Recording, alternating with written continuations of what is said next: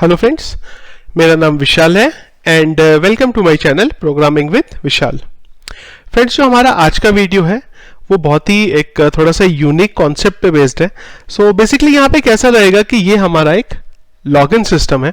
तो यहाँ पे कैसा रहेगा कि लॉगिन सिस्टम में अगर मैं कोई भी क्रेडेंशियल डालता हूँ, ऑब्वियस सी बात है अगर वो इनवैलिड होंगे तो वो इनवैलिड बताएगा। अब यहाँ पे लॉजिक ये है कि मान लीजिए मैंने क्रेडेंशियल डाला विशाल विशाल। अब ये विशाल विशाल जो है मेरे सिस्टम में एग्जिस्ट करता है, लेकिन ये यूजर अभी डीएक्टिव मोड में है। अगर आप डेटाबेस में देखेंगे तो इसका स्टेटस 0 है, और अगर आप ये पैनल में देखेंगे तो भी ये डीएक्टिव है। अभी हमारा लॉजिक यहां पे ये चलेगा, जैसे ही मैं इसे एक्टिव करूंगा ये ऑटोमेटिकली यहां से लॉगिन हो जाना चाहिए। यहां पे अगर आप देखेंगे तो ये प्रोसेसिंग कर रहा है कोई, इसीलिए नीचे प्लीज वेट का मैसेज आ रहा है। अब देखिए, जैसे ही मैंने यहां से डीएक्टिवेट किया, एक्टिव किया सॉरी इसको, तो ये ऑटोमेटिकली मेरे सिस्टम के अंदर आ गया। तो हमारा ये जो सिस्टम है वो बेसिकली इस बेस पे चल रहा है कि रन टाइम पे आप कैसे किसी यूजर का स्टेटस चेक करके उसको सिस्टम के अंदर में लॉगिन करा सकते हैं। अगर आपने कभी भी पेमेंट किया है, पेमेंट गेटवे का यूज करते हैं, तो वहां भी कुछ इसी तरीके से प्रोसेसिंग होता है कि जब आपका प्रोसेसिंग हो जाती है, या फिर अगर मैं बोलूं आपने कभी टाटा स्काई का रिचार्ज किया है, तो ऐसी चीजें चलती हैं कि आप अपनी वेबसाइट पे जब पेमेंट कर देते हैं, वो पेमेंट करके आपके वेबसाइट पे आता है, उसके बाद वो प्रोसेसिंग चेक करता है कि भाई वहां से जो अमाउंट है वो हमारे पास आ गया है कि नहीं आ गया। जैसे ही आ गया उस टाइम पे वो रन टाइम पे इसको माइग्रेट कर देता है दूसरे पेज पे। सो ये रहेगा हमारा आज का वीडियो। पसंद आए फ्रेंड्स अगर आपको मेरा ये वीडियो, तो प्लीज लाइक जरूर करिएगा, क्योंकि आपके लाइक करने से ही मुझे मोटिवेशन मिलता है कि मैं कुछ यूनिक आप लोगों के लिए लेके आ सकूं। इसी के साथ अगर आपने अभी तक हमारे चैनल को सब्सक्राइब नहीं किया है तो प्लीज उसे सब्सक्राइब भी कर लीजिए। अब स्टार्ट करते हैं फ्रेंड्स हम हमारे आज के कोडिंग के पार्ट को। सबसे पहले हम चलते हैं हमारे डेटाबेस की तरफ, और डेटाबेस में एक टेबल बना लेते हैं। लेट्स सी यूजर नाम से 4 फील्ड में ले रहा हूं यहां पे। एक मेरा आईडी है, एक है मेरा यूजर नेम, एक है मेरे पास पासवर्ड, और एक है मेरे पास स्टेटस। स्टेटस बेसिकली फ्लैग है जिसके बेस पे हम ये देखने वाले हैं कि यूजर को हमें लॉगिन करना है कि नहीं करना है। वेरिफाई कर देते हैं, पासवर्ड को भी वेरिफाई कर देते हैं, स्टेटस को इंटीजर रहने देते हैं, auto increment, go and save.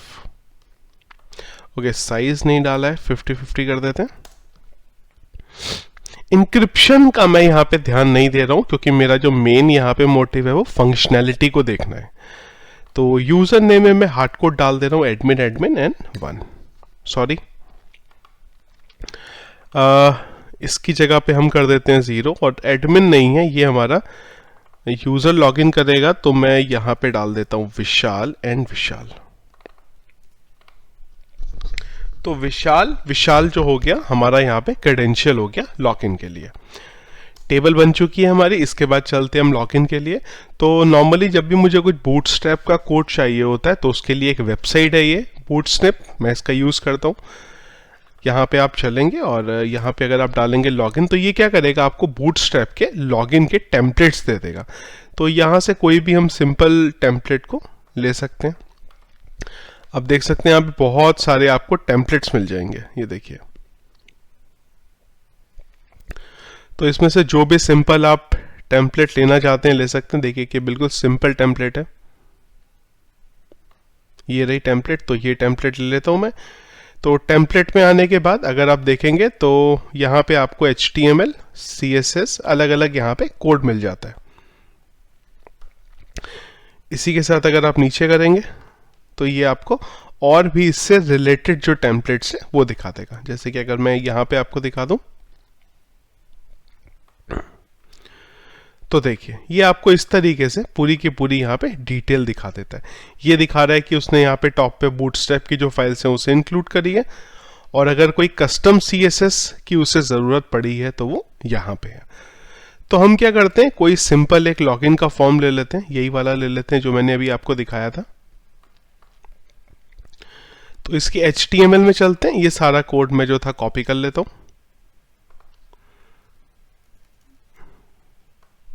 ये मैंने यहाँ पे कॉपी कर लिया है और इसको थोड़ा सा ठीक कर लेते हैं। मैं यहाँ पे एक HTML का टैग डाल देता हूँ, इसे क्लोज कर लेते हैं।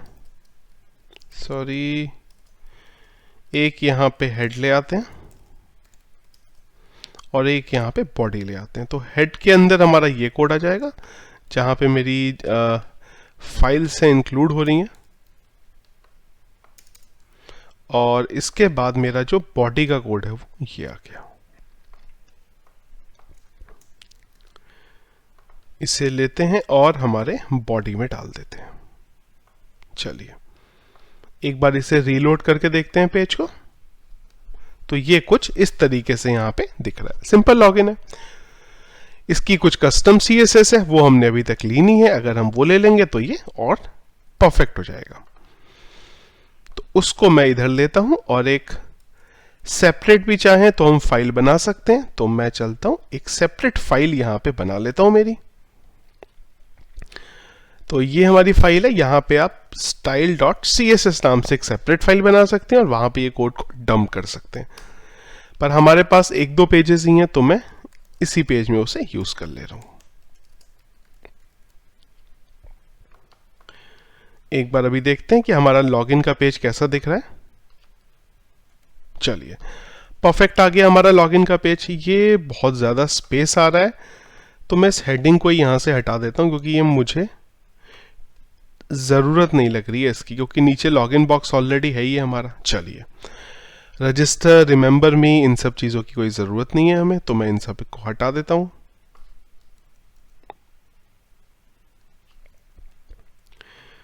ये रजिस्टर हट गया और यहां से रिमेंबर मी भी हट गया।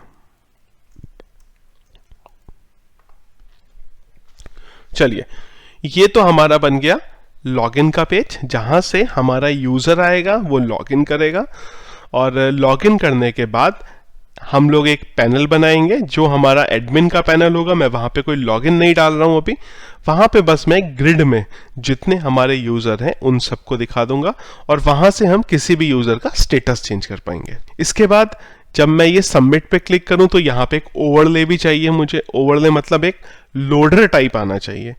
आप वो भी कर सकते हैं और अगर आप ये नीचे चाहें सबमिट के नीचे, तो आप यहाँ पे भी अगर दिखाना चाहें तो दिखा सकते हैं कि जो हमारा लॉगिन की फंक्शनैलिटी है वो यहाँ पे बना लेते हैं।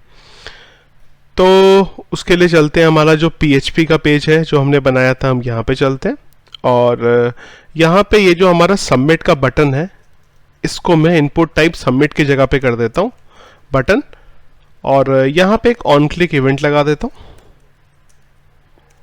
Valid underscore login. चलिए देख लेते हैं एक बार। ठीक है सब। एक जावास्क्रिप्ट का मैं यहां पे फंक्शन बना लेता हूं,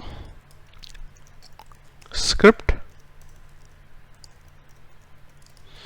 और यहां पे एक फंक्शन बना लेते हैं और इस फंक्शन के थ्रू हम एजेक्स का हिट करा के चेक कर लेंगे कि यूजर जो है हमारा वैलिड है कि नहीं है। इसके लिए मुझे ये डेटा चाहिए होगा, तो मैं यहां से डेटा ले लेता हूं और इसको भी अब हम दो अलग अलग तरीके से कर सकते हैं। एक तो अगर मैंने जो यहाँ पे फॉर्म को सबमिट का प्रोसेस आपको बताया, आप वो कर सकते हैं। इसके अलावा अगर आप वो नहीं करना चाहें तो आप क्या कर सकते हैं कि HTML5 का यहाँ पे जो वैलिडेशन है वो भी लगा सकते हैं और उसके थ्रू भी देख सकते हैं कि अगर आपको ये सेम चीज यहाँ पे अचीव करनी हो तो आप कैसे उसे कर सकते हैं। तो HTML5 की जो मैं आपको बात कर रहा हूं वो मैं आपको एक बार बता देता हूं कि अगर आप उसे करना चाहें तो कैसे कर सकते हैं। तो यहां पे हमने ये आईडी हमारी ली हुई है, तो मैं एक काम करता हूं कि यहां से ये ऑन क्लिक का जो इवेंट है इसे हटा देता हूं और इनको मैं रिक्वायर्ड कर देता हूं, रिक्वायर्ड एंड रिक्वायर्ड। चलिए, इसके बाद ये कोड हटाते हैं, चलते हैं यहां पे jQuery और jQuery के थ्रू हम सबसे पहले बोल देते हैं कि जो हमारा फॉर्म की आईडी है डॉट ऑन सबमिट, जब भी उस पे सबमिट होगा वो टाइम पे फंक्शन यहां डाला हमने एक इवेंट ई और इस ई के बाद हमने यहां पे ये ब्रैकेट्स, इसको मैं खोल लेता हूं और इसे इस तरीके से बंद कर लेते हैं। तो अब जो आपका एजेक्स का कोड होगा वो पूरे का पूरा यहां पे आ गया। अब एक बार देखते हैं दोबारा इधर इसको। अब मैं इनपुट टाइप बटन की जगह सबमिट कर सकता हूं, और इसी के साथ साथ ये जो ई का टैग है, इस ई के टैग से मैं इसे प्रिवेंट करना पड़ेगा मुझे। कैसे प्रिवेंट कर सकते हैं? ई डॉट, इसके थ्रू हम इसे प्रिवेंट कर सकते हैं। E dot prevent default. ये क्या कर देगा, जब भी आप इस सबमिट के बटन पे क्लिक करेंगे तो ये आपके पेज को बेसिकली यहां पे सबमिट करने से रोक देगा। तो यहां पे एक बार देखते हैं। अभी देखिए जैसे ही मैं यहां पे आया, सबमिट का मेरा ये आया, इधर मैंने किया। अब अगर आप देखें तो मैं कितनी बार भी सबमिट करूं, मेरा जो पेज है वो यहां पे रीलोड नहीं होगा। इसके बाद एजेक्स के थ्रू फॉर्म को सबमिट करा लेते हैं। उसके लिए मैं लिख लेता हूं JQUERY.AJAX। सबसे पहले URL लेट्स से हम डाल देते हैं login_submit.php। इसके बाद जो सारा का सारा डेटा होगा हमें इस फॉर्म का वो भेजना होगा। उसके लिए अगेन मुझे इस आईडी की जरूरत पड़ेगी, तो मैं यहां डाल देता हूं .serialize। और इसके बाद टाइप ले लेते हैं कि यहां पे टाइप हम ले लेते हैं यहां पे पोस्ट। और पोस्ट के बाद जब भी हमारा सक्सेस होगा वो टाइम पे जो सारा का सारा रिजल्ट मिलेगा उसे हम रिजल्ट नाम के एक वेरिएबल में ले लेते हैं। फिलहाल के लिए मैं यहां पे console.log कर देता हूं रिजल्ट को देखने के लिए कि मुझे क्या आउटपुट मिला है। एक न्यू फाइल बना लेते हैं हम यहां पे, और सबसे पहले इस फाइल में मुझे चाहिए होगी डेटाबेस की कनेक्टिविटी। कनेक्टिविटी मेरे ये डेटाबेस से हो रही है। एक वेरिएबल बना लेते हैं $CON = mysqli_connect। Local host, user name, password and database का नाम। और यहां पे प्रिंट अंडरस्कोर आर कर देते हैं $_post को देखने के लिए कि हमें रिजल्ट क्या मिला है। इंस्पेक्ट किया हमने, कंसोल में आ जाते हैं और कंसोल में आके एक बार चेक करा लेते हैं कि हमें क्या यहां पे रिस्पॉन्स में मिल रहा है। देखिए सबमिट किया तो मुझे ये मिल गया। अब ये कहां से मिला? ये मुझे एजेक्स के पेज से हिट मिल गया। ठीक है, अब यहां पे चलते हैं और ये डेटा जो था वो रिट्राइव कर लेते हैं। सबसे पहले हम यहां ले लेते हैं user name $_ post user name, और इसी के साथ में यहां पे दो चीजें आई हैं, यूजर नेम आया है और क्या आया, पासवर्ड आया। और इसे मैं पास कर लेता हूं mysqli_real_skip_string में, जिससे कि अगर मेरा कोई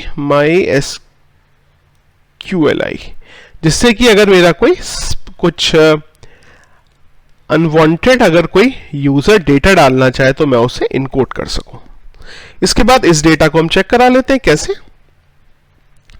res = mysqli_query कनेक्टिविटी, एक एसक्यूएल क्वेरी मेरी यहां लग जाएगी। सिलेक्ट स्टार फ्रॉम, डेटाबेस की टेबल कौन सी, हम एक बार चेक कर लेते हैं। हमारी डेटाबेस की जो टेबल है यहां पे वो हो गई यूजर की table. Select star from user where user name $, user name, और इसी के साथ यहां पे देख लेते हैं एंड पासवर्ड भी। दोनों चीजों को हम चेक करा लेते हैं। सबसे पहले ये देखते हैं कि ये जो डिटेल है ये डेटाबेस में एग्जिस्ट भी करती है कि नहीं करती।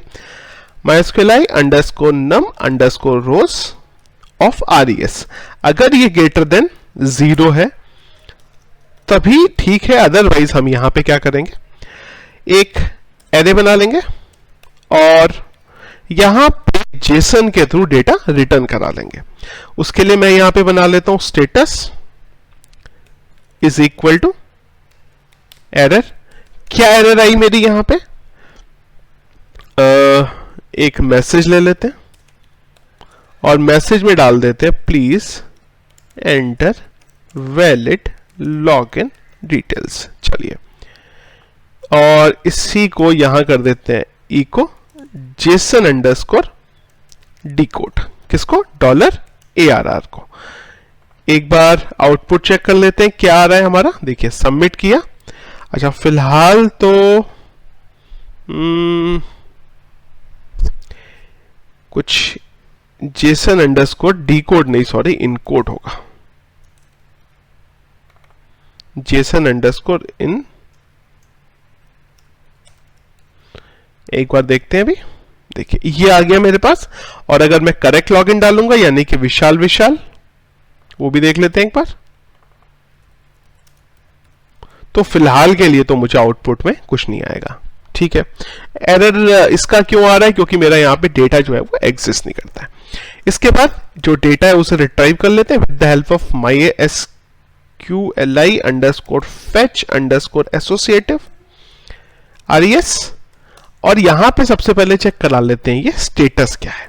इफ $रो ऑफ स्टेटस, अगर इसका जो स्टेटस है वो 1 है, इसका मतलब क्या है कि यूजर को हमें डायरेक्टली लॉगिन करा देना है। और अगर जो हमारा यूजर है उसका जो स्टेटस है वो 1 नहीं होगा, तो हम यहां पे उसे लॉगिन करने से रोक देंगे। और जैसे ही एडमिन पैनल से उसका स्टेटस अप्रूव हो जाएगा तब वो लॉगिन कर सकता है। तो यहां पे अगेन एक एरे बना लेते हैं, स्टेटस एरर। और इसके लिए हम स्टेटस कर देते हैं एरर अंडरस्कोर वेट कर दे, इसके लिए खाली वेट कर देते हैं हम, मैसेज की कोई जरूरत नहीं है। और अगर मेरा सब कुछ ठीक हो गया तो हम यहां से उसे सक्सेस कर देंगे। बस ये हम लोग 3 स्टेटस बेसिकली लेके चल रहे हैं। तो जब भी मेरा स्टेटस यहां पे वेट होगा वो टाइम पे मैं क्या करूंगा, एक लोडर चलाऊंगा। और अगर सक्सेस होगा तब तो हम उसे रिडायरेक्ट कर ही देंगे। तो यहां पे क्या करते हैं, एक और पेज बना लेते हैं dashboard.php DASH। और इसी के साथ एक और पेज बना लेते हैं logout.php का।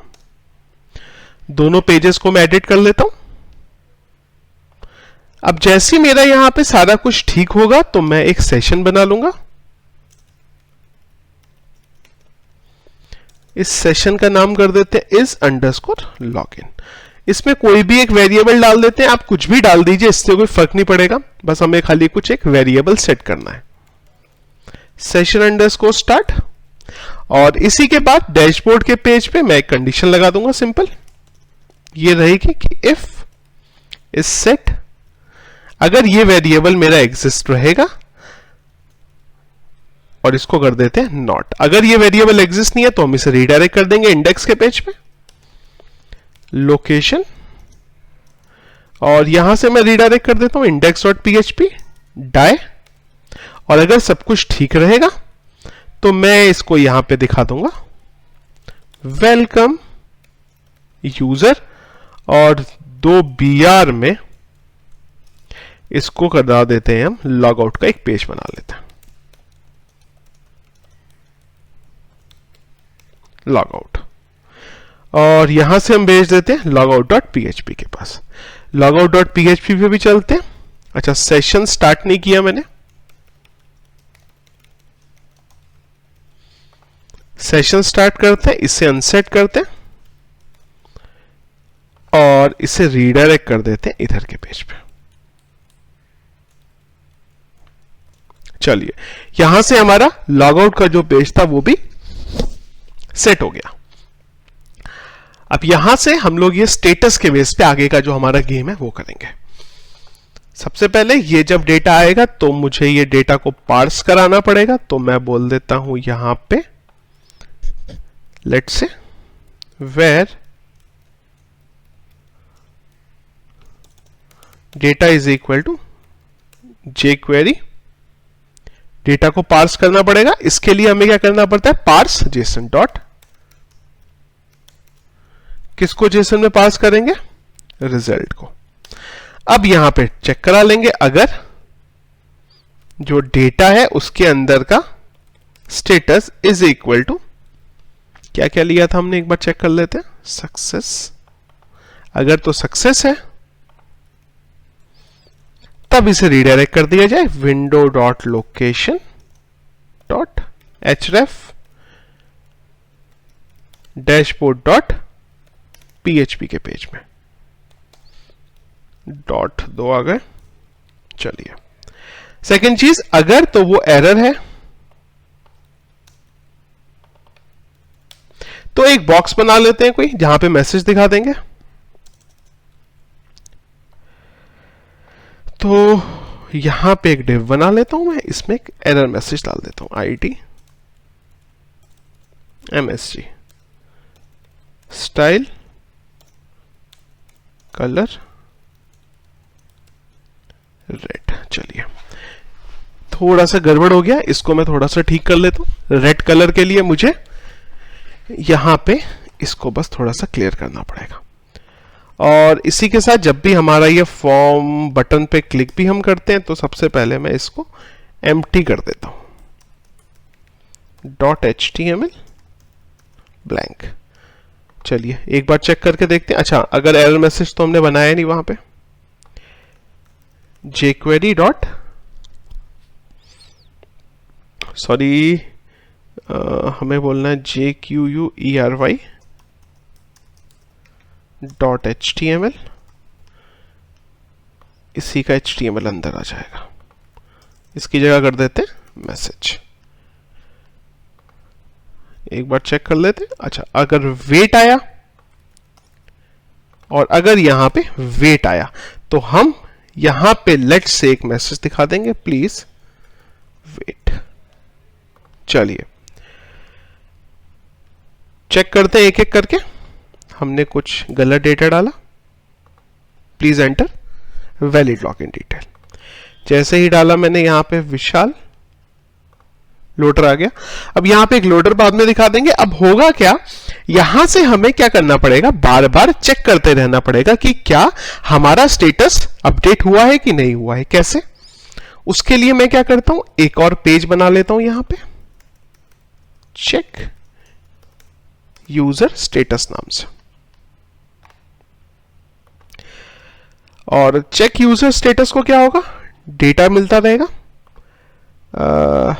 ये कनेक्टिविटी में डाल देता हूं यहां पे।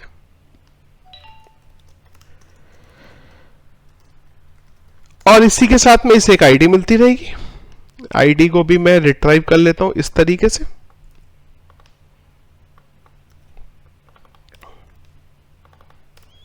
और इस आईडी के बेस पे हमें डेटा रिट्राइव करना होगा, उसके लिए मैं ये कंडीशन डाल देता हूं, where id is equal to this।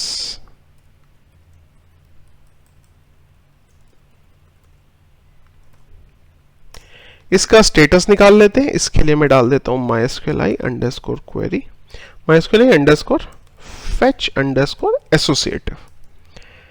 इसको ब्लॉक करते हैं और यहां से रो, और यहां से क्या कर देते हैं, रिटर्न कर देते हैं जो भी यूजर का स्टेटस जा रहा है वो डॉलर, सॉरी एक एरे को रिटर्न कर लेते हैं, इको, या एक काम करते हैं एक वेरिएबल बना लेते हैं एरे, और इसमें डाल देते हैं स्टेटस, सॉरी इस स्टेटस में डाल देते हैं इसका जो भी स्टेटस है, रो ऑफ स्टेटस। चलिए इसको इको कर देते हैं, इको जेसन अंडरस्कोर इनकोड। तो यहां से हमने क्या कर दिया, देखिए क्या होगा कि जब भी हमारा यूजर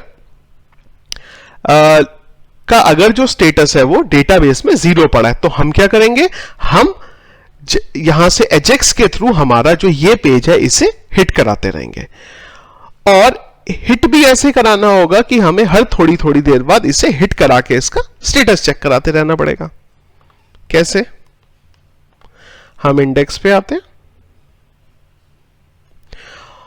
और ये जो प्लीज वेट आपने लिखा है हमने यहां पे, प्लीज वेट के बाद हम करा लेते हैं चेक यूजर स्टेटस नाम का एक फंक्शन कॉल।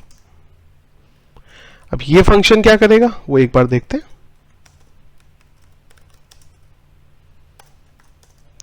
इस फंक्शन का काम बेसिकली ये रहेगा कि हर थोड़ी थोड़ी देर बाद हमारे इस फाइल को हिट करते रहना। कैसे हिट करते रहना, उसके लिए मैं एक काम करता हूं, यहां पे जावास्क्रिप्ट का एक फंक्शन बनाएंगे, सेट इंटरवल। सेट इंटरवल जो होगा मेरा फंक्शन, वो यहां पे इस चीज को एग्जीक्यूट करेगा। कैसे करेगा, सेट इंटरवल, यहां हमने लिखा फंक्शन, और इस फंक्शन के बाद यहां पे मैं एक्चुअली में इसको कॉल करा लूंगा कितनी देर बाद, लेट से हर 200, मतलब हर 2 सेकंड बाद। तो हम क्या करने वाले हैं, अगर हमें जब भी यूजर लॉग इन कर रहा है वो टाइम पे उसका जो स्टेटस है वो वेट मिला, वेट कब मिलेगा, जब डेटाबेस में उसका स्टेटस 0 होगा। वो टाइम पे हम क्या करेंगे, यहां से सेट इंटरवल के थ्रू हर 2-2 सेकंड बाद इस फंक्शन को हिट कराएंगे, और ये फंक्शन क्या काम करेगा, ये फंक्शन कुछ ऐसा काम करेगा। अब ये फंक्शन हिट करेगा हमारे एक नए पेज को जिसका नाम होगा ये डेटा, क्या लेके जाएगा, एक आईडी लेके जानी पड़ेगी, ID is equal to double quote single quote में कर लेते हैं, ID is equal to concatenate ID. Post के थ्रू डेटा भेजेगा और यहां से चेक करेगा क्या रिजल्ट में आ रहा है। तो ये चेक करेगा कि अगर तो उसका स्टेटस 1 आया तो रीडायरेक्ट कर दो, अदरवाइज कुछ मत करो। चलिए, अब ये आईडी कैसे मिलेगी ये समझना पड़ेगा हमें। यहां पे आईडी के लिए मुझे एक्चुअली में यहां पे जो है ना इधर ही से पास करनी पड़ेगी इसकी आईडी। तो मैं यहां पे एक और पैरामीटर बना लेता हूं, आईडी आईडी। चलिए, तो अब ये आईडी मुझे यहां मिलेगी, इसको मैं इधर से पास कर दूंगा आईडी, और ये आईडी मुझे यहां से मिल जाएगी। चलिए, अब एक बार चेक करा के देखते हैं क्या होता है इधर। देखिए, कंट्रोल F5, होप सो ठीक होना चाहिए सब। Vishal and Vishal, submit, please wait. अब प्लीज वेट के बाद देखिए क्या हो रहा है, ये हर थोड़ी थोड़ी देर बाद हमारे ये फंक्शन को आईडी 1 लेके जा रहा है और चेक कराते रह रहा है। अब जैसे ही मैंने डेटाबेस में जाके इसका स्टेटस 1 किया, अब देखिए क्या होगा, इसने ऑटोमेटिकली मेरे को रीडायरेक्ट कर दिया dashboard.php पे। अच्छा, dashboard.php पे एरर एक आ रही है, एक बार चेक कर लेते हैं एरर क्यों आ रही है। अच्छा, कर्ली ब्रेसेस नहीं लगाया था हमने। देखिए, अच्छा, अगर स्टेटस मेरे को 1 मिला तो मेरे को यहां पे इसे लॉगिन भी कराना पड़ेगा। ठीक है, तो मैं चेक कर लेता हूं कि अगर तो स्टेटस 1 हुआ तो इसको लॉगिन भी करा दिया जाए। लॉगिन कराने के लिए मुझे ये वेरिएबल सेट करना पड़ेगा। अब देखिए, हम डेटाबेस में आए, हमने यहां पे 0 किया। चलिए, हम आए Vishal and Vishal, please wait please wait please wait. कब तक, जब तक कि ये 1 नहीं हो जाता। जैसे ही मैंने 1 किया तो इसने मेरे को ऑटोमेटिकली रीडायरेक्ट कर दिया। अच्छा, यहां पे सेशन अंडरस्कोर स्टार्ट नहीं किया एक्चुअली, इसलिए ये हमें डैशबोर्ड के पेज से भगा दे रहा है। अब जैसे ही मैंने लॉगिन कर लिया तो ये मुझे अंदर आने देगा, मैं दोबारा लॉग आउट करके आ सकता हूं। अब फिर से एक बार देखते हैं, इसे हमने 0 किया, reload, Vishal Vishal, please wait है। आप प्लीज वेट की जगह पे ओवरले बनाना चाहें, यहां पे लोडर का इमेज लाना चाहें, जो लाना चाहें आप यहां पे उसे ला सकते हैं। जैसे ही अगेन मैं इसे 1 करता हूं तो मैं अंदर के पेज पे रीडायरेक्ट हो गया। क्या किया हमने यहां पे हमने ये जो हमारा इंडेक्स का पेज है इसके थ्रू हम लोगों ने सेट टाइम इंटरवल की हेल्प से लगातार हर 2-2 सेकंड बाद इस पेज को चेक कराते रह रहे हैं। और ये क्या कर रहा है, इसको चेक कराते रह रहे हैं और इसके बेस पे हमारा ये जो है इसे अपडेट कराता जा रहा है। तो यहां पे अगर आप ये स्टेटस अपडेट करने के लिए एक एडमिन पैनल बनाना चाहें तो वो भी बना सकते हैं। कैसे बना सकते हैं, मैं अगेन चलता हूं इधर, स्पेलिंग मैंने गलत लिख दी। मैं यहां पे एक टेबल बना लेता हूं और टेबल में देख लेता हूं कि इसे कैसे इंप्लीमेंट करूंगा। एक सिंपल टेबल बना ले रहे हैं बूटस्ट्रैप का। ये मेरा बूटस्ट्रैप का टेबल है, CSS, ये मेरा एक HTML आ जाएगा। तो मैं यहां पे एक पेज बना लेता हूं, लेट्स से टेबल नाम से, table.php। और इस table.php को ये बेसिकली अगर मैं ऐसे भी रखना चाहूं तो रख सकता हूं, चलेगा बराबर। ये मेरी कुछ table.php हो गई। तो यहां पे भी मैं ये कर सकता हूं कि जितने मेरे यूजर हैं उन सबको यहां दिखा सकता हूं और यहां से उनका जो स्टेटस है उसे अपडेट करा सकते हैं। तो मैं ये भी करके दिखा देता हूं आपको। यहां पे क्या हो जाएगा, हमारे सारे के सारे यूजर आ जाएंगे। कैसे, लेट्स से यहां पे हमने डाला आईडी लिख देते, यहां पे उनका यूजर नेम और यहां पे पासवर्ड। यहां पे एक्शन आ गया, एक्शन में मैं स्टेटस दिखा दूंगा, इनको मैं हटा देता हूं और एक एसक्यूएल क्वेरी बना लेते हैं। एसक्यूएल क्वेरी के लिए कनेक्टिविटी चाहिए, वो सब कुछ मेरे ये पेज पे लगी हुई है, मैं सारा कुछ यहीं से उठा ले रहा हूं। मैं यहां पे एडमिन के लिए कोई लॉगिन नहीं बना रहा हूं अलग से, जो हमारा मेन पेज है उसी के थ्रू मैं ये बना दे रहा हूं यहां पे। चलिए एसक्यूएल क्वेरी चाहिए, एसक्यूएल क्वेरी मेरी ये हो गई, सिलेक्ट स्टार फ्रॉम यूजर। अब इसके बेस पे मैं एक व्हाइल लूप चला लूंगा यहां पे। कैसे, व्हाइल लूप $रो is equal to mysqli underscore fetch underscore associative. RES मेरा यहां आ गया और इसको मैं बंद कर देता हूं। रो की हेल्प से डेटा निकाल लेते हैं, इको रो आईडी और यहां से मैं बाकी का जो डेटा है वो डाल देता हूं। एक तो आ जाएगा मेरा यहां पे यूजर नेम और एक आ जाएगा पासवर्ड। हिट करके देख लेते हैं। चलिए ये विशाल के आगे कुछ, ओके परफेक्ट, एक्शन आ गया। एक्शन में हमें एक्टिव डीएक्टिव का बटन रखना होगा, तो ये एडिट का आइकन जो है मैं हटा देता हूं या मैं ये सभी हटा देता हूं। बेसिस ऑन स्टेटस क्या है, कंडीशन लगा लेते हैं। इफ, अगर तो इसका जो स्टेटस है status इज इक्वल टू 1, तो हम यहां पे ऑप्शन देंगे डीएक्टिवेट करने का, ahref, और यहां पे मैं दे देता हूं एक्टिव। और जब भी कोई इस पे क्लिक करेगा तो हम एक तो आईडी डाल देंगे is equal to $ID and sorry ampersand type is equal to ampersand type is equal to let's say deactive. Otherwise इसी को कर देते हैं एक्टिव और इसको कर देते हैं डीएक्टिव। रीलोड। चलिए फिलहाल तो लाइन नंबर 32 में आ गई एरर सेमीकोलन की। रीलोड। अब देखिए जब एक्टिव पे क्लिक करूंगा तो ये डीएक्टिवेट हो जाना चाहिए, और जब डीएक्टिवेट पे क्लिक करेंगे तो ये एक्टिवेट हो जाना चाहिए। 0 इधर से ही हो जाना चाहिए। तो अब यूआरएल में मुझे मिलेगा आईडी और ये, तो मैं उससे रिट्राइव कर लेता हूं। If is set $_get ID. अगर मुझे यूआरएल से आईडी मिला तो मैं इधर आऊंगा और डेटा रिट्राइव कर लूंगा। कैसे, ये तो मिल जाएगा मुझे आईडी और ऐसे ही मैं ले लूंगा टाइप को।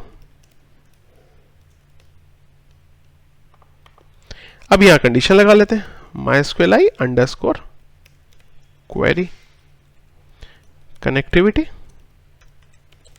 Update user set status is equal to something where WHERE ID is equal to $ID।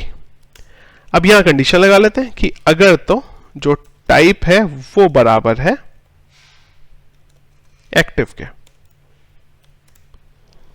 CTIV, तो जो स्टेटस है उसको कर दिया जाएगा 1, एल्स जो आपका स्टेटस उसे कर दिया जाएगा 0, और यहां डाल देते हैं स्टेटस। चलिए ये क्या पोस्ट से ले लिया डेटा हमने, अच्छा गेट से लेना होगा ये। चलिए एक्टिव का डीएक्टिव, डीएक्टिव का एक्टिव। चलिए डीएक्टिव है। अब अगर यूजर आए फ्रंट एंड पे और लॉगिन करने का ट्राई करे, जैसे कि मैं आपको यहां दिखाता हूं, यूजर आया और इसने डाला विशाल विशाल।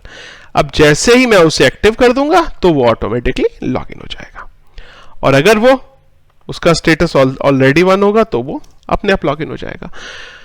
तो ये फ्रेंड्स हमारा आज का वीडियो था और ये हमारा आज का प्रोसेस था जो मैं आपको बताना चाहता था। आप अगर देखेंगे जैसे कि आप किसी वेबसाइट पे जाते हैं जहां पे आपका लाइव चेक किया जाता है, जैसे कि अगर आप एक वेबसाइट पे जाते हैं, पेमेंट गेटवे पेमेंट करते हैं, तो क्या होता है कि जब आपका पेमेंट होता है तो वो एक टाइम बेन तक आपका स्टेटस चेक करता रहता है। तो इस तरीके की जो चीजें होती हैं वो आपकी इसी तरीके से होती हैं। या फिर आप जब क्यूआर कोड को स्कैन कराते हैं तो वो भी क्या करता है, एक जगह से आपका जो स्टेटस है उसके रिप्लाई का वेट करता है। तो जब तक उसको स्टेटस एज अ रिप्लाई में नहीं आता तब तक वो यहां पे चलता रहता है। तो यहां पे हर जगह पे आपकी कुछ इसी तरीके की प्रोसेसिंग होती है। सो फ्रेंड्स, आई होप कि जो हमारा आज का वीडियो था वो आपको समझ आया होगा। अगर आपका अभी भी कोई क्वेश्चन है, कोई भी डाउट है, तो आप प्लीज हमारे वीडियो के कमेंट बॉक्स में अपना प्रॉब्लम डाल सकते हैं।